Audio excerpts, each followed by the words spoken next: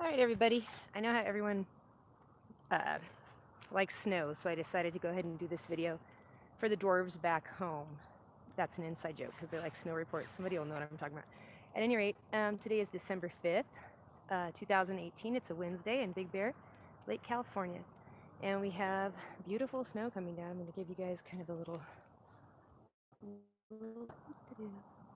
but if you came here thinking all you were going to get is a snow report live, you were wrong.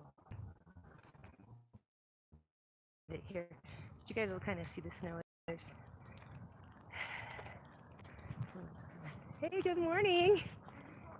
Hey, I'm doing live snow report for my little YouTube channel. You want to say hi on it? Sure. You look so cute, by the way. I love the little, you look like a little elf. I love it. Yeah, it's a cute one.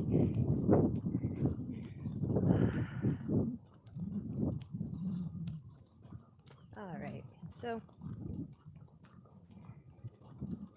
whew. This is kind of an interesting story. You might want to see the whites of my eyes for this one. All right. Oh, let's start. Well, we'll just enjoy the snow here for a minute. Do you have anything you'd like to pipe up on there and ask any questions? I can give them, try to answer them. I swear this town,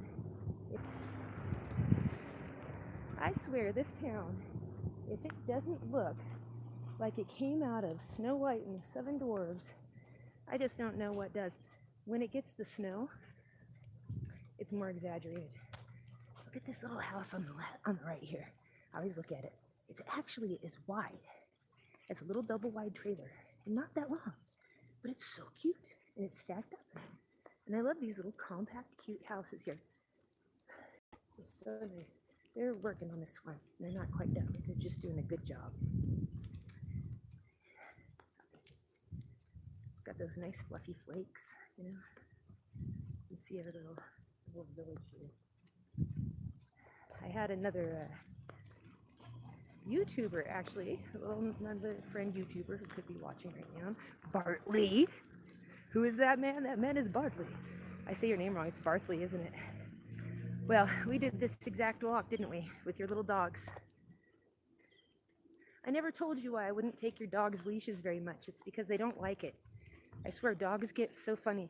They're like that. I do not know that person. Do not hand her my leash. She is not my person. And I could feel it.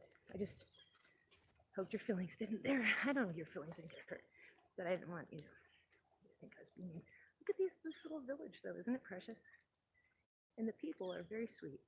Like, I was in the post office yesterday, and it was just so nice because it's an interesting place. The people treat each other pretty well, really. That's really amazing. And there was a long line, and one of the little, guys who was up here in Big Bear took over the helping people get in and out while the postal workers were looking, and he wasn't doing it obnoxiously. He's lived up here so long that it was kind of cute and funny, actually. It's very helpful, actually. I didn't interfere because he knew what he was doing. I think he was retired postal service. So, to be honest. So, at any rate, I've got this. I hope you guys can see how beautiful it is. Let's see if we're still live. Hey, we are. I have a whole set of headgear on right now. The headphones are on here. I suppose I don't need these anymore. When I came out this morning, I put the old sunglasses on because I just wasn't sure. Don't you just love it? There's some of the yard furniture is funny out here, a little fake beer and whatnot. You guys know what a snowy sky looks like? I know Bartley does. It's beautiful. See snow falling. I just accidentally inhaled some snow. It's very white. Very white. We are actually in Hanukkah already. I don't know if you guys know that or not. But it's something like I got to go back closer to my house because my son had friends spend the night. And you never know when you have a group of boys in the house, they don't go very And I don't tell people like, oh, here's where I live, but I don't worry that much because I've lived in houses throughout my life, and I've had a triple murder across the street in one house I lived in. One person was strangled, one was shot, one had their throat cut open. That was in Yucca Valley. Then I moved in a nice neighborhood. The nicest ones are where the worst things happen in my life, and it happens everywhere I go. I even have a guy who went to prison for an attempted murder living next door to me right now. It's in the papers.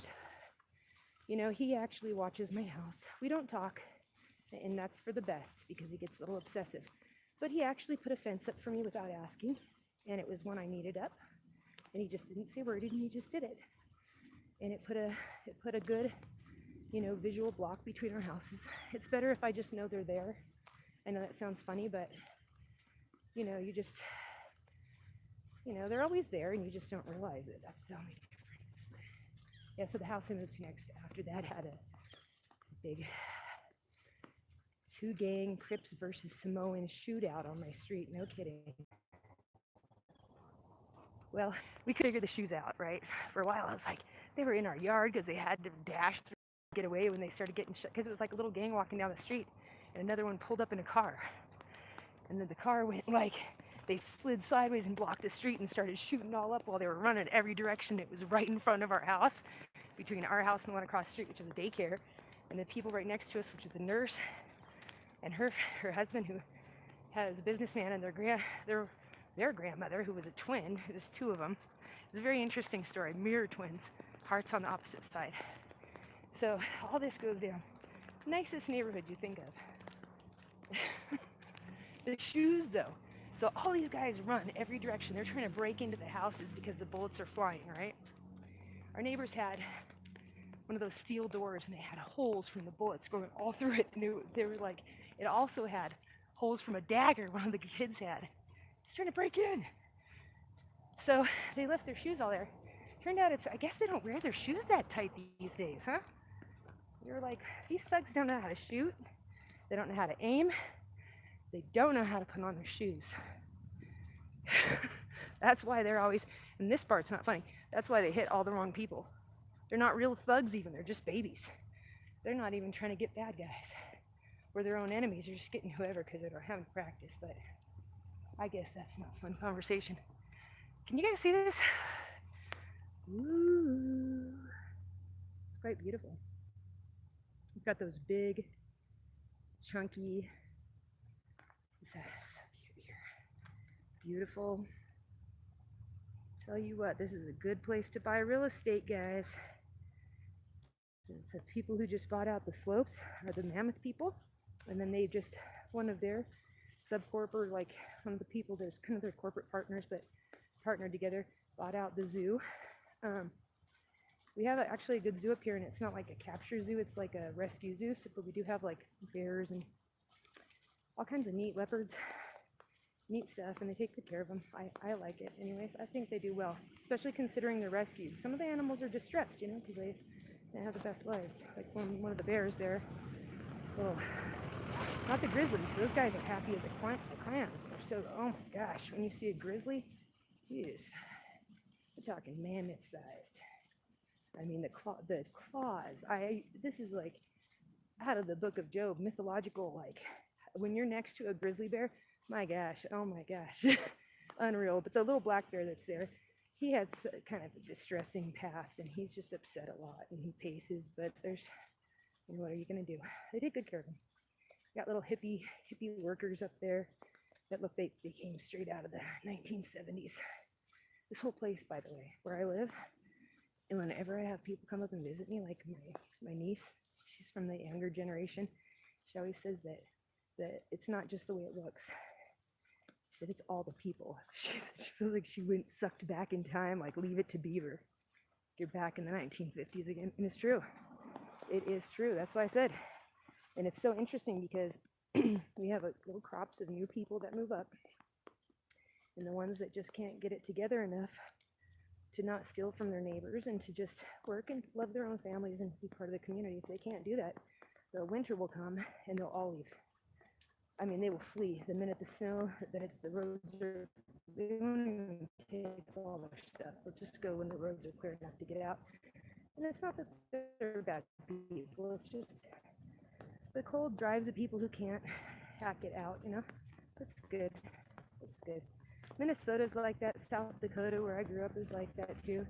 My Aunt Faye used to always tell me it's cold weather keeps the bad folk out. You know, keep them out. Prince said that too. And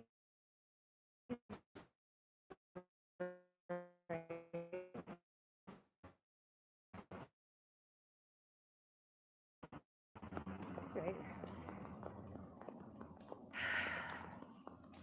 Anyway, it's beautiful. It looks like something out of a storybook. Can you guys see that? Oh, yep. I was gonna go into some oration. All right, but I won't. I'll look my one person's signed up. Have a good day, guys. Hi, Bartley. Finding out because Bartley said hello. Yeah, it does look beautiful, doesn't it? I heard you were gonna get rain. It's nice stuff here. At any rate. All right. Now I am gonna try and sign out. It'll work. Yeah, stop streaming. All right, if this makes it to my Wake Up America channel, we'll see, but probably not. Right, out.